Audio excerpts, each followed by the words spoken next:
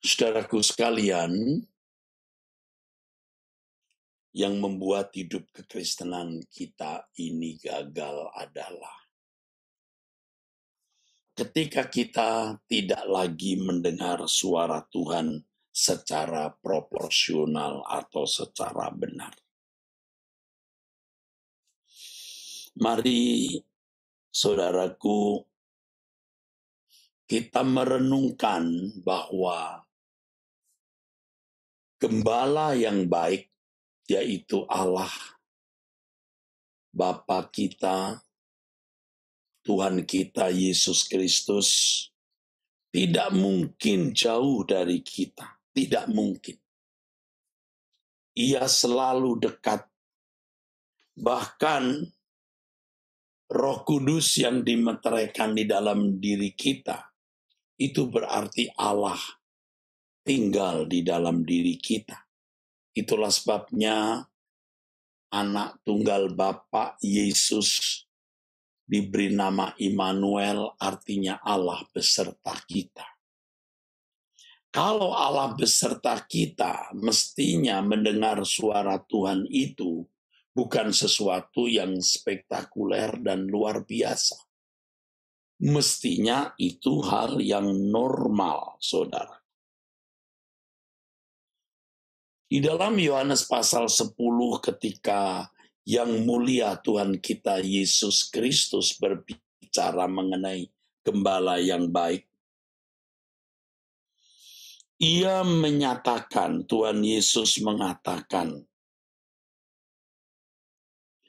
jika semua dombanya telah dibawanya keluar, ia berjalan di depan mereka, dan domba-domba itu mengikuti dia karena mereka mengenal suaranya.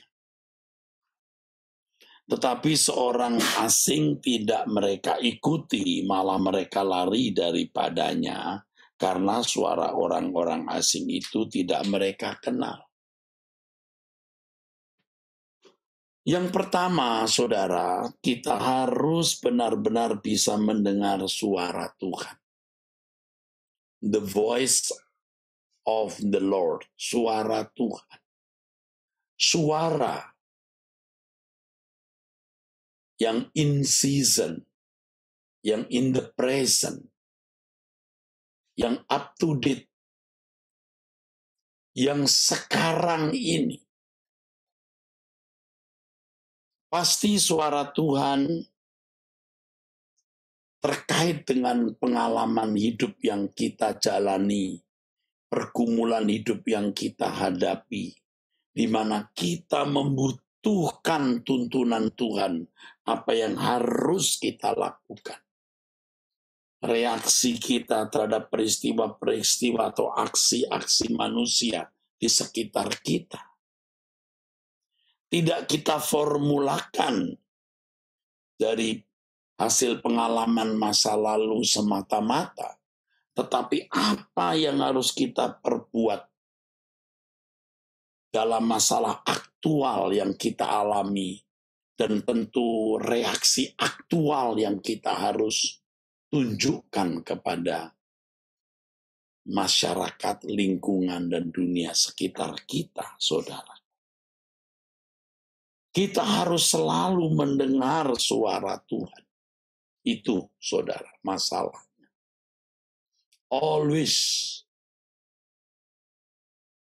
Ya, selalu listening the voice of God. Selalu mendengar suara Tuhan, saudara. Oleh sebab itu, bagi para pendeta atau hamba-hamba Tuhan, harus membiasakan diri, saudaraku, untuk menyampaikan firman Tuhan at the present. Word in the season. Ya, firman di masa sekarang, apa yang Tuhan mau Dia berbicara lewat mulut kita. Bukan firman di dalam sejarah. Nah, sudah menjadi kebiasaan para pendeta dan teolog yang menyampaikan firman di dalam sejarah. Memang itu tidak bisa dikatakan keliru. Firman yang disampaikan di zaman dulu yang harus diulas, dijelaskan benar. Maknanya bagaimana benar, saudara. Tetapi kita harus bisa menangkap apa yang Tuhan mau sampaikan kepada umat dari firman dalam sejarah ini. Sehingga menjadi firman hari ini, saudara. Yang pertama kita harus mengerti tentunya hermeneutik exegesis yang baik. Memahami Alkitab dengan benar sesuai dengan hukum hermeneutik exegesis, ya, sesuai dengan aturan pemahaman akan kebenaran. Ini, saudaraku, harus memahami isi Alkitab dengan kaidah-kaidah hermeneutik dan hermeneutik yang baik. Dan tentu setiap orang akan mengklaim tafsirannya paling benar. Tetapi saya harus memberitahu bahwa kecerdasan pikiran berdasarkan buku-buku belum cukup. Harus ditambahkan hikmat dari Roh Kudus untuk memahami apa isi Alkitab dengan benar.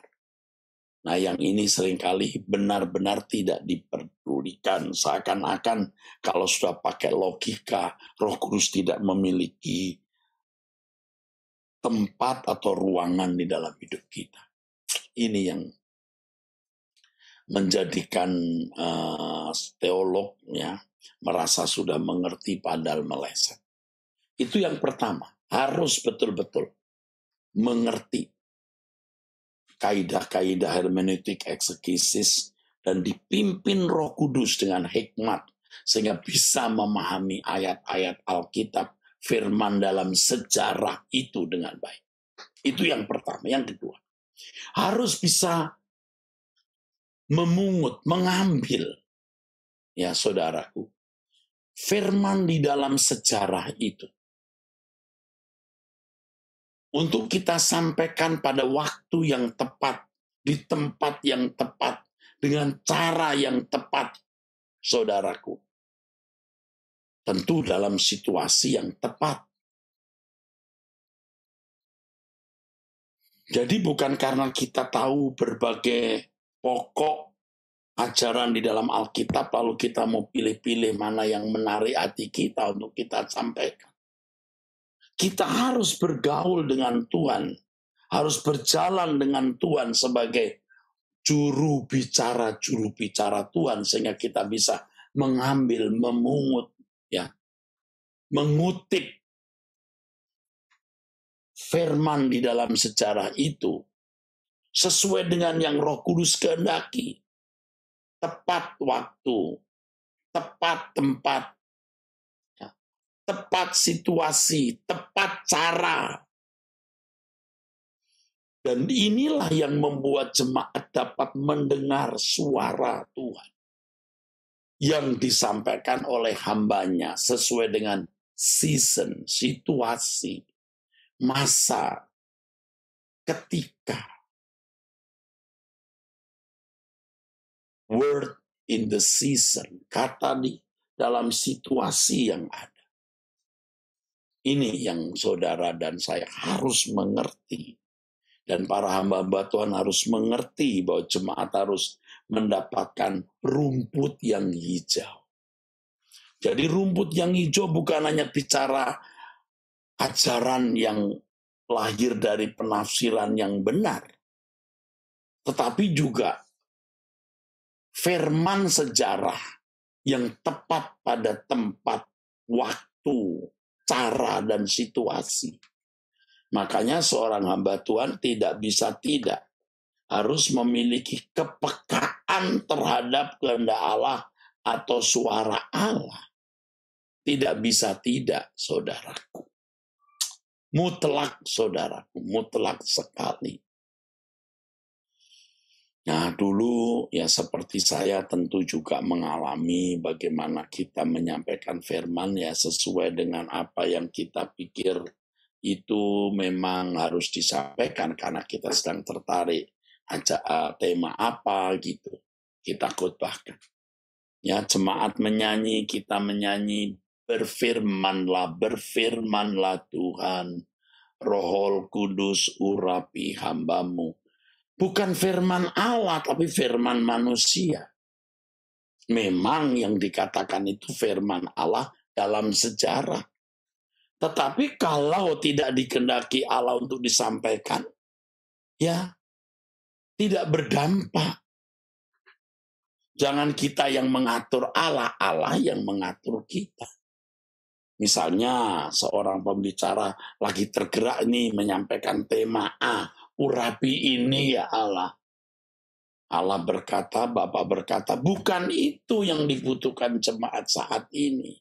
Di tempat ini, dengan cara ini, dalam kondisi ini. Bukan itu.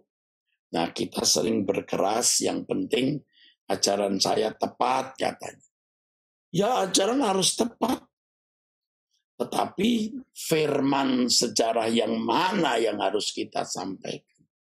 Jika jemaat terbiasa mendengar firman Allah yang fresh from God's heart, maka jemaat akan pula terbiasa untuk bisa mendengar suara Tuhan yang fresh from the bottom of the Lord, dari hati Tuhan.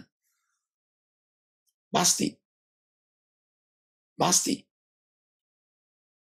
akan kita dengar from the bottom of God's heart, maksud saya dari dasar hati Allah. Pasti. Nah, inilah tanggung jawab para pembicara, saudara, seperti saya ini. Harus selalu mendengar suara Tuhan setiap saat. Harus ada connecting. Makanya tidak boleh terdistrak, terusak oleh film, tontonan, pikiran-pikiran yang tidak perlu. Supaya bisa terus connecting dengan Tuhan. Agar mendengar suara Tuhan. Nah, jadi saudaraku, bukalah telinga rohanimu. Perhatikan, Allah pasti berbicara setiap saat kepada kita. Dengarkan itu. Dan kepada para hamba Tuhan, dengarkan suara Tuhan setiap hari, supaya saudara bisa menyampaikan firman yang mana yang harus disampaikan kepada jemaat. Mari kita berdoa. Terima kasih untuk firman-Mu ya Bapa, nasihat-Mu ya Bapa. Terima kasih Bapa, dalam nama Tuhan Yesus Kristus. Amin.